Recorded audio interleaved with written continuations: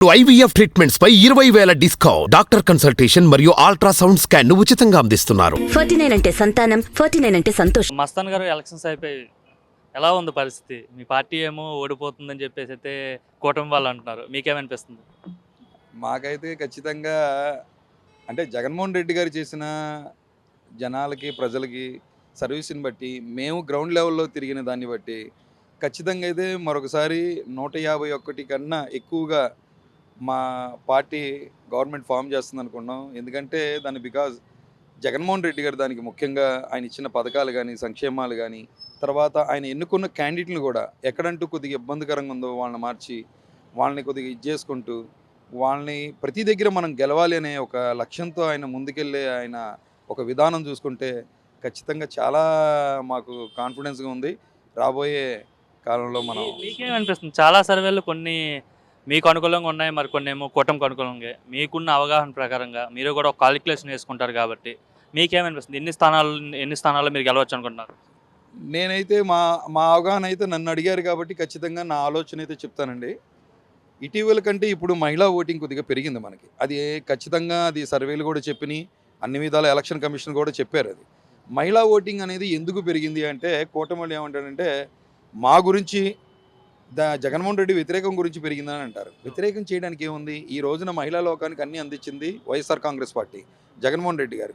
మహిళలకి లేని పథకం లేదు. మహిళలకి డోక్రా రుణ మాఫీలు కానీ తర్వాత వాళ్ళకి చేయూతలు కానీ తర్వాత అమ్మఒడి కానీ పిల్లల భవిష్యత్తు గురించి తీసుకున్న నాడు నేడు కానీ ఏదైనా మహిళలు ఖచ్చితంగా ఆహ్వానించారు. వాళ్ళందరూ కూడా జగన్మోహన్ రెడ్డి గారి గురించి ఎప్పుడు మనం ఆ రుణం తీర్చుకుందాం అనేది వెయిట్ చేశారు చాలా దాకా. మేము గ్రౌండ్ లెవెల్లో వెళ్ళినప్పుడు కూడా అమ్మ ఎలా ఉంది మా పాలన అనేది మేము అడిగినప్పుడు వాళ్ళు చాలా చక్కగా చెప్పారు. కూటమి వాళ్ళు కేవలం ఒక పరదా లాంటిది, మోసపూరిత పరదా లాంటిది వేసుకొని మా కూటమి గెలుస్తుంది అన్నారు. కానీ మీరు చూసుకోండి, మా నాయకుడు ముందుకొచ్చి స్టేట్మెంట్ ఇచ్చాడు, మేము రాబోయే కాలంలో గెలిచేది ఇదివరకు కంటే ఇంకా ఎక్కువగా గెలుస్తాం అనేది. ఇప్పుడు దాకా చంద్రబాబు కానీ పవన్ కళ్యాణ్ కానీ లోకేష్ కానీ ఎవరు కూడా స్టేట్మెంట్ లేదు, సైలెంట్ అయిపోయారు. ఏదో విదేశాలకు వెళ్ళిపోయారు, ఎక్కడికి వెళ్ళారో తెలియదు. కానీ మా నాయకుడు చెప్పెళ్ళాడు, ఎక్కడున్నాడో తెలుస్తుంది. నాకున్న అనుభవంతో తప్పనిసరిగా వైఎస్ఆర్ కాంగ్రెస్ పార్టీ గెలుస్తుంది. ఈ మహిళా లోకం అందరూ కదిలొచ్చింది కూడా. మళ్ళీ ఈ గవర్నమెంట్ని మనం పోగొట్టుకోకూడదు, మళ్ళీ మనం దీనివల్ల లబ్ధి పొందాం కాబట్టి రాబోయే భవిష్యత్తులో మన పిల్లల భవిష్యత్తు కానీ మన భవిష్యత్తు కానీ బాగుండాలంటే వైఎస్ఆర్ కాంగ్రెస్ పార్టీ ఉంటేనే అవుతుందని ఖచ్చితంగా అనుకుంటున్నారు. ఉత్తరాంధ్ర కావచ్చు, ఉభయ గోదావరి జిల్లాలో కావచ్చు, కూటమి క్లీన్ స్వీప్ చేస్తుంది. వైసీపీకి ఒకటి అరాకొరా సీట్లు కూడా వచ్చే పరిస్థితి లేదని చెప్తున్నారు. అంటే వీళ్ళు చెప్పేది ఏంటంటే ఉత్తరాంధ్ర ఇవన్నీ తీసుకొని వీళ్ళు ఒక వర్షంలో వెళ్ళిపోతున్నారంటే కుల వ్యవస్థగా వెళ్ళిపోతున్నారు. మీకు కాపులుగా ఏదో వేసేస్తారు. ఇప్పుడు పిఠాపురం చూసుకుందాం మనం. పవన్ కళ్యాణ్ ఏమంటాడు, 1,00,000 మెజార్టీతో నేను గెలుస్తున్నాను అంటారు. అక్కడ ఓటింగ్ ఎంత అయిందండి? వీళ్ళకి శాతం తెలుసా? అక్కడ ఓటింగ్ ఎంత అయిందో తెలియదు. అక్కడ ఓటింగ్ కంప్లీట్గా ఎంత ఉంది? మనకు ఓటింగ్ శాతం ఎంత అయింది? 2,60,000 ఓటింగ్లో మొత్తం 2,60,000 ఓటింగ్ అయిందా? కనీసం అది కూడా అవగాహన లేదు వాళ్ళకి. వాళ్ళు ఏంటంటే నోటి మాటతో చెప్పేస్తున్నారు. సినిమా డైలాగుల్లాగా సినిమాల్లాగా చెప్పుకునేది కాదు. జగన్మోహన్ రెడ్డి నాటి ఉభయ గోదావరి జిల్లాలో కానీ ఇటు కానీ మనకి కర్నూలు ఇటు సైడే కానీ అన్ని విధాల ఆంధ్ర రాష్ట్రం అంతా డెవలప్ చేశారు. కానీ ఒక కేవలం ఇక్కడే ఒక దగ్గర చేద్దామనేది లేదు. పథకాలన్నీ అన్ని రాష్ట్రాల్లో వెళ్ళినాయి, అన్ని రాష్ట్రాలుగా అభివృద్ధి చెందినట్టు వెళ్ళాడు. కానీ జగన్మోహన్ రెడ్డి గారు దీనికి కాదు, దీనికని కాదు. కాపులకి ఏదన్నా పథకాలు రాలేదండి? కాపులకి ఏమన్నా వాళ్ళకి ఏమన్నా లబ్ధిలో చెందలేదంటారా? ఈ రోజున అన్ని కులాల వాళ్ళు కూడా మైనార్టీ, ఎస్సీ, బీసీ మైనార్టీలు అందరూ కూడా కలిసికట్టుగా మనం వైఎస్ఆర్ కాంగ్రెస్ పార్టీ వస్తే రేపటి రోజున మన భవిష్యత్తు బాగుంటుంది, మన పిల్లల భవిష్యత్తు బాగుంటుందని అనే ఆలోచనలు వెళ్తున్నారు. కానీ ఎవరు కూడా ఇక్కడ క్లీన్ స్వీప్ చేయలేదు. పవన్ కళ్యాణ్ ఏదో చేశాడు. అక్కడ మీకు తెలియదు ఏంటంటే సార్, పవన్ కళ్యాణ్తో సహా లోకల్ వ్యక్తి కాదు ఓడించడానికి అక్కడ జనాలు ఉన్నారు. వంగా గీత గారు వీళ్ళు చెప్పిన 1,00,000 మెజార్టీ కాదు కానీ 20,000 నుంచి 30,000 మెజార్టీతో అమ్మాయి గెలవబోతుందండి మేడం గారు. విజయవాడ నగరం ఎలా ఉండబోతుంది? మీరు విజయవాడ నగరంలో తిరుగుతున్నారు కాబట్టి విజయవాడ నగరంలో 3 స్థానాలు కూడా టీడీపీ వెళ్తున్నాయి. అంటే ఒకటి బీజేపీ పోటీ చేసింది అనుకోండి, కూటమి కైవసం చేసుకుంటే అని చెప్తున్నారు. ఖచ్చితంగా అందరి దృష్టి కూడా విజయవాడ సిటీలో ఉంది. విజయవాడ నడిబొడ్డు ఏం కాబోతుంది? ఈ 3 నియోజకవర్గాలు ఏం కాబోతున్నాయి అంటే 7 నియోజకవర్గాలు ఆలోచించడం. కానీ అందరూ అడిగేది 3 నియోజకవర్గాల గురించి. మీరు చూసుకుంటే పశ్చిమ నియోజకవర్గంలో ఇటీవల వెల్లంపల్లి గారు అక్కడ చాలా డెవలప్ చేసి అక్కడ అభివృద్ధి చెంది అవన్నీ చేసిన తర్వాత జగన్మోహన్ రెడ్డి గారు సెంట్రల్గా వేశారు. అక్కడ మైనార్టీ సీట్ కాబట్టి మైనార్టీలకు ఇద్దామని అక్కడ అవకాశం ఆసిఫ్ గారికి ఇచ్చారు.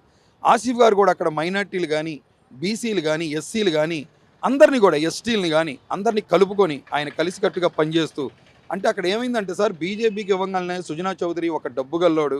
అంటే ఇటీవల బ్యాంకులు ఇదిలో మనోడు ఎంత ఇదిలో కేసుల్లో ఉన్నాడో అందరికీ తెలిసిందే. డబ్బుతో అన్నీ చేయలేం. ప్రజలు చాలా అవగాహన కలిగిన వాళ్ళు సార్. మీరు డబ్బు ఇస్తే తీసుకునేలాగా ఉన్నారు, కానీ ఓటైతే అలా వేసేలా లేరు. రాబోయే కాలంలో నువ్వు డబ్బు ఖర్చు పెట్టావు కాబట్టి మళ్ళీ నేను డబ్బు ఖర్చు పెట్టా, నాకు అది వసూలు చేసుకునే నువ్వు పరిధిలో ఉంటావు, కానీ డెవలప్లో ఉండవు.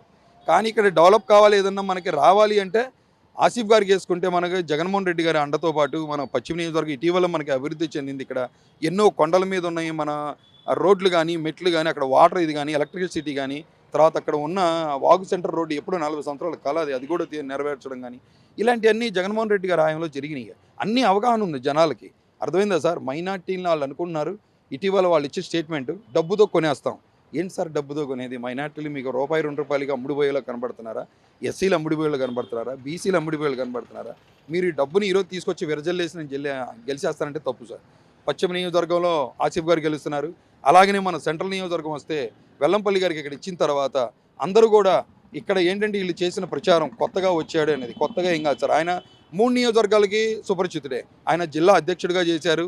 ఇక్కడ ఆయన మినిస్టర్గా చేసినప్పుడు కూడా మనకిక్కడ సత్యనాపురం గుళ్ళు డెవలప్ కానీ, మనకి తూర్పులో అయినా కానీ, పశ్చిమలో కానీ ఏ అయినా కానీ డెవలప్ రాష్ట్రం అంతా చేసుకుంటూ వచ్చారు.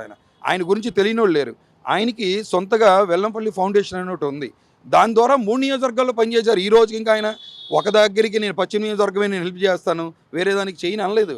ఆయన 3 నియోజకవర్గాలు కూడా ఆయన ఫౌండేషన్ ద్వారా సర్వీస్ ఇచ్చారు. వైఎస్ఆర్ కాంగ్రెస్ పార్టీలో ఆయన ఎమ్మెల్యేగా గెలిచిన తర్వాత ఆయన అందరితో కూడా సుపరిచితుడే. ఇప్పుడు సెంట్రల్ నియోజకవర్గం మీరు తీసుకుంటే ఖచ్చితంగా వెల్లంపల్లి శ్రీనివాస్ గారు గెలవబోతున్నారు. ఎందుకంటే ఆయన మాట చాలా నిలకడగా ఉంటుంది.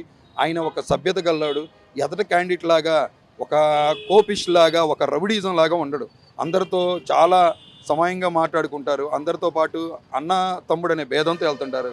అందుకనే ఇక్కడ సెంట్రల్లో కూడా వెల్లంపల్లి శ్రీనివాస్ గారు 10,000 మెజార్టీతో గెలవబోతున్నారు.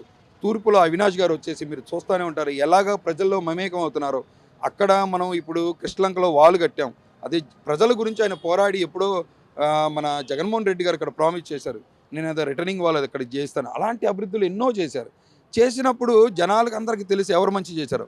అందుకనే విజయవాడ నడిబొట్టులో 3 నియోజకవర్గాలు వైసీపీ కైవసం చేసుకోబోతుంది. వీళ్ళందరూ ఏదో మాట్లాడుకుంటున్నారు కానీ గాలి ఇదిగా ఖచ్చితంగా వైసీపీ గవర్నమెంట్ ఫామ్ అవుతుంది. మా జగన్మోహన్ రెడ్డి గారు రేపు 9వ తారీఖున వైజాగ్లో ప్రమాణ స్వీకారం కూడా చేయబోతున్నారు.